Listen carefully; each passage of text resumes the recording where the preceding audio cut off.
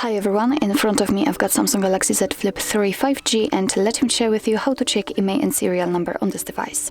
So actually we've got two different ways to check those numbers. The first one is the quickest one and it requires a secret code, and the second is using the settings. Of course I'll show you both options. So let's begin with a secret code. Let's tap on the dialer, choose the keypad, and let's enter the code, which is *#06#.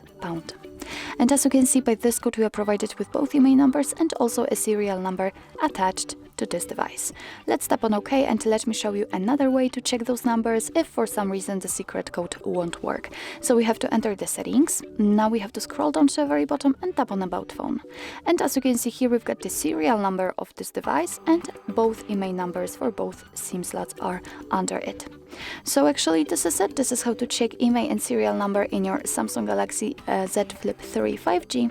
Thank you so much for watching. I hope that this video was helpful, and if it was, please hit the subscribe button and leave the thumbs up.